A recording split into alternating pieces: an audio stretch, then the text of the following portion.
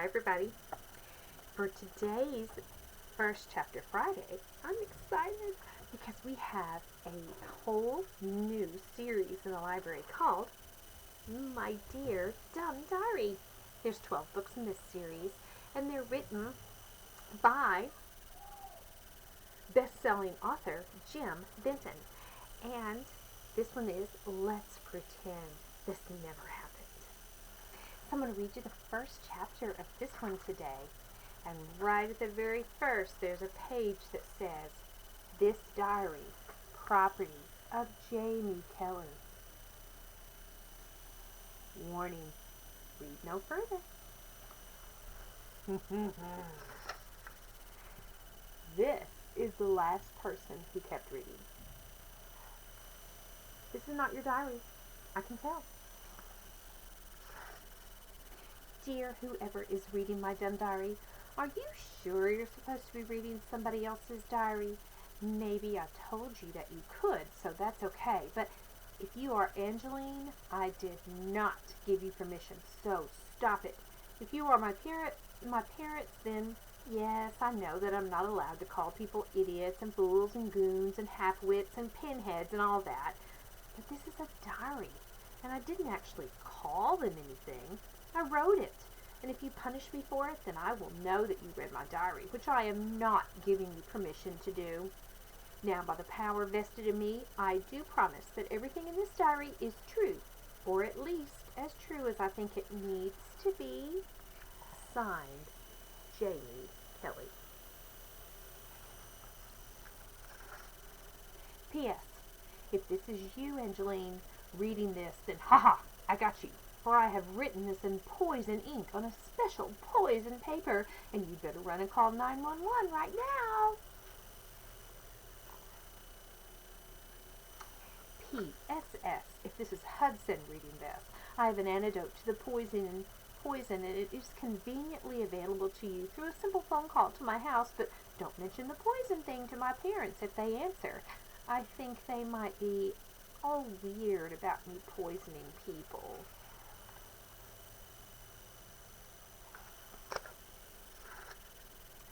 Monday, the 2nd. Dear Dumb Diary, I was out playing with my beagle Stinker this afternoon, and I was doing that thing where you pretend to throw the ball and then don't throw it, and Stinker starts running for it until he realizes you don't really throw it at all. Usually I only do it 2 or 3 times, but today I guess I was thinking about something else, because when I finally realized I hadn't thrown the ball yet, I had probably done it about 140 times, and Stinker was a little bit cross-eyed and foamy, and he wouldn't come back to the house for a long time. I wonder if dogs can hold a grudge. His frustration foam. Tuesday the 3rd. Dear Dumb Diary, I think I was very nearly nicknamed today, which is almost the worst thing that can happen to you in middle school. I was eating a peach at lunch, and another peach fell out of my bag onto the floor, and Mike Pincetta, who only breathes through his mouth, was standing there, and he said, "Hey, Peach Girl." Kate Moxley, please call the office, Kate Moxley. Alrighty, there's an announcement. He's pretty much the official nicknamer of the school, and Pincetta's labels, although stupid, often stick. Don't believe me, diary? Just ask old Butlington, who was one of Pincetti's very first nicknames. I don't even know his real name. Nobody does. He's been called Butlington for so long that his mom actually started calling him Butt by accident. She said, "Bye, Butlington," when she dropped him off. And then when she realized what she had done, she tried to make it better by saying, "We're proud of you."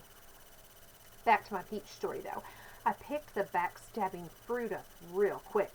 I thought nobody had heard Pincetti, which pretty much cancels out a nickname. But then this adorable musical laughter that sounds like somebody is tickling a baby by rubbing its tummy with a puppy comes up from behind me and says, And when I turn around, I see that it's none other than Angeline, who is probably evilly committing this nickname to memory.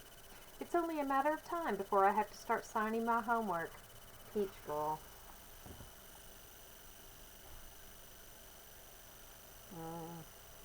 What an imagination this girl has.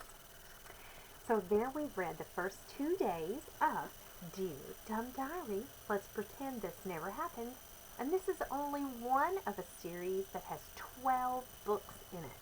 And as you can tell, all the books are quite interesting. Never do anything, ever.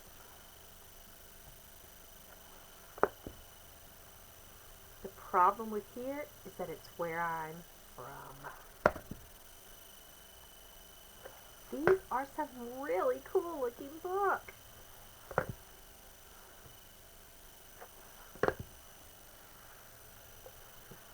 Ooh, I like the cover of this one. Me, just like you, only better.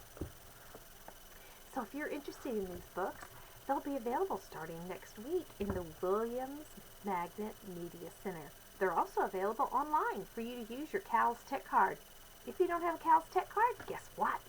You can call me at 501-447-7106 and I can get you a CALS Tech card number and send you the directions on how to use it. Or you can email me through Schoology, or you can email me at Kelly, Kelly, .Cheney @lrsd.org.